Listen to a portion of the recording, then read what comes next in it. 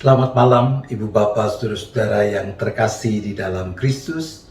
Kita kembali bertemu di dalam persekutuan virtual lewat syafaat malam. Judul cerita yang mengawali perenungan kita malam ini, Sorry, Game Over. Diceritakan ada seorang kikir yang telah berhasil mencapai target hidupnya, yaitu mengumpulkan uang sejumlah 5 juta dolar. Oh, ia sudah merancang apa yang akan ia lakukan dengan uangnya itu. Tiba-tiba, malam itu, malaikat maut muncul di depan dia. Sambil tersenyum, malaikat itu berkata, "Sorry, game over." Orang itu mengungkapkan 1001 macam alasan memohon agar diperkenan hidup sedikit lebih lama lagi. Tapi malaikat maut itu bergeming, "Berilah saya kesempatan 3 hari saja untuk hidup, dan saya akan memberimu separuh kekayaan saya," kata orang itu. Malaikat itu menjawab, "Sorry, game over. Kalau begitu, beri saya 1 hari saja. Please, 1 hari. Dan engkau boleh mengambil seluruh kekayaan yang telah kukumpulkan dengan susah payah itu." Tapi malaikat maut itu tidak mengubah pemikirannya.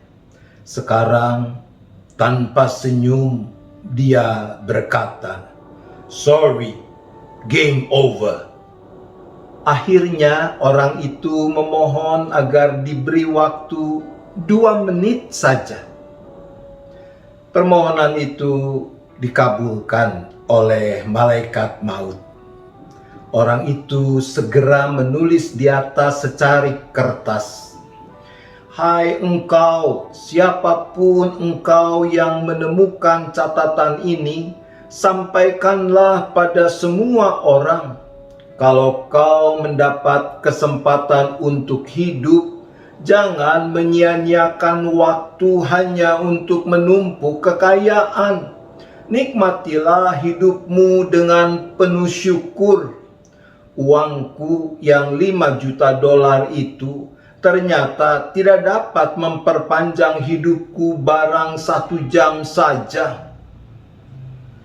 Ibu bapak, saudara-saudara yang terkasih, cerita tadi mengingatkan kita akan pengajaran yang Yesus sampaikan seperti dicatat dalam Injil Lukas, yaitu Lukas pasal 12 ayat 15 sampai dengan ayat 21. Dicatat seperti ini. Katanya kepada mereka, "Berjaga-jagalah dan waspadalah terhadap segala ketamakan. Sebab walaupun seorang berlimpah-limpah hartanya, hidupnya tidaklah tergantung daripada kekayaannya itu." Kemudian ia mengatakan kepada mereka suatu perumpamaan. Katanya, "Ada seorang kaya, tanahnya berlimpah-limpah hasilnya. Ia bertanya dalam hatinya, 'Apakah yang harus aku perbuat sebab aku tidak mempunyai tempat di mana aku dapat menyimpan hasil tanahku?'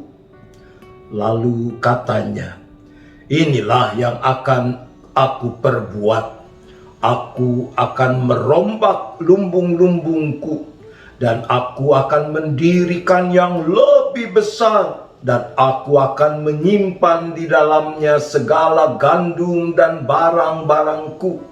Sesudah itu aku akan berkata kepada jiwaku, jiwaku, ada padamu banyak barang, tertimbun untuk bertahun-tahun lamanya.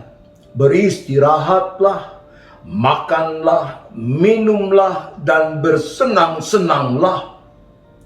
Tetapi firman Allah kepadanya, "Hai engkau orang bodoh, pada malam ini juga jiwamu akan diambil daripadamu. Dan apa yang telah kau sediakan, untuk siapakah itu nanti?" Demikianlah jadinya dengan orang yang mengumpulkan harta bagi dirinya sendiri, jikalau ia tidak kaya di hadapan Allah. Ibu bapak, saudara-saudara, kita harus memahami pengajaran Yesus ini dengan benar. Yang Yesus mau katakan bukan berarti kita tidak perlu menyimpan, menabung. Bukan berarti tidak boleh merencanakan masa depan, termasuk pengembangan usaha kita. Juga bukan berarti kita tidak boleh menjadi kaya secara materi. Tapi pengajaran yang Yesus berikan ini mengingatkan kita agar kita tidak terperangkap oleh ketamakan. Ketamakan akan membuat orang tidak pernah merasa cukup dengan apa yang ada pada dirinya, sehingga membuatnya juga sulit untuk bisa bersyukur. Ketamakan terkait erat dengan pemikiran bahwa hidup seseorang tergantung dari seberapa banyak kekayaan yang dimilikinya. Yesus mengingatkan bahwa hidup manusia tidaklah tergantung daripada kekayaannya itu.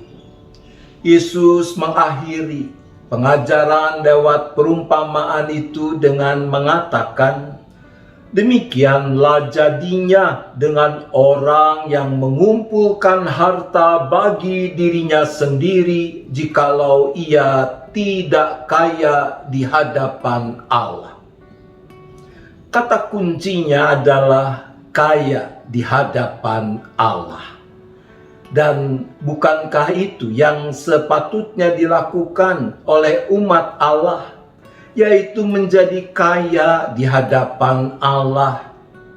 Ciri-ciri menjadi kaya di hadapan Allah adalah tidak menggantungkan hidup pada harta, melainkan pada Allah, sang sumber kehidupan. Maka orang seperti itu mestilah berusaha mendapatkan hartanya dengan cara yang dapat ia pertanggungjawabkan kepada Allah.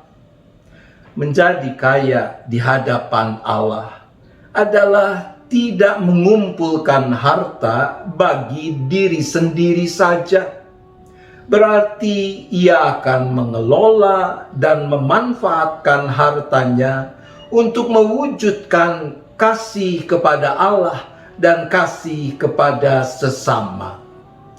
Menjadi kaya di hadapan Allah berarti mensyukuri apapun yang kita terima di dalam hidup ini. Mari saudaraku, kita semakin bijaksana menjalani masa hidup yang singkat ini. Jangan sampai kita menyesal kalau tiba waktunya dinyatakan kepada kita, "Sorry, game over." Amin. Mari kita bersyafaat. Bapa di sorga, kami sungguh bersyukur karena Engkaulah sumber kehidupan kami. Kami mengenal-Mu di dalam Yesus dan persekutuan Roh Kudus bukan cuma sebagai Tuhan yang Maha Kuasa, tapi juga yang berkenan menjadi Bapa yang sungguh-sungguh mengasihi, mempedulikan kami. Karena itu kami mohon ampun kalau di sana-sini mungkin kami masih menggantungkan hidup pada harta kekayaan, Dan karena itu, entah secara sadar ataupun tanpa disadari, kami tergoda oleh ketamakan. Untuk itu kami berdoa.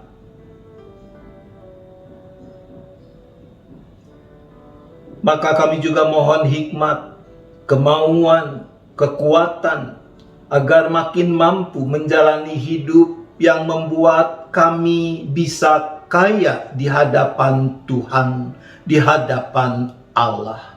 Untuk itu kami berdoa.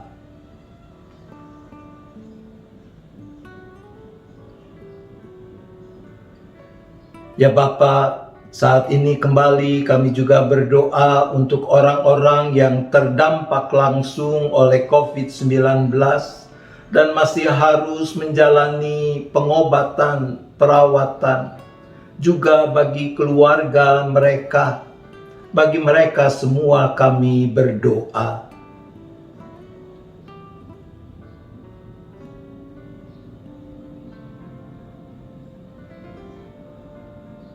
Kami juga berdoa bagi orang-orang yang terdampak dari segi perekonomian karena pandemi ini. Bagi mereka kami berdoa.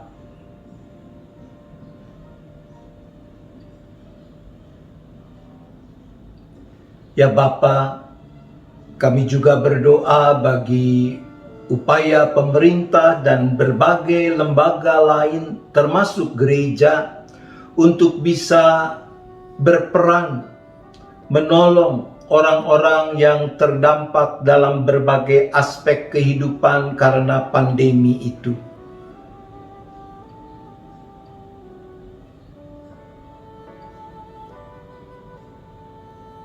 Manakala tiba saatnya sebentar kami akan beristirahat, maka kami kembali menyerahkan seluruh keberadaan kami seisi keluarga masing-masing hanya ke dalam tangan pengasihan dan pemeliharaan Tuhan. Dijauhkanlah kiranya kami dari segala mara bahaya malapetaka. Kami boleh beristirahat dengan cukup dan besok bangun menyambut hari baru dengan penuh syukur. Terima kasih Bapa, kami bersyafaat hanya di dalam nama Tuhan Yesus Kristus. Amin. Selamat malam Ibu Bapak, Saudara-saudara yang terkasih di dalam Kristus. Selamat beristirahat. Tuhan tetap beserta kita.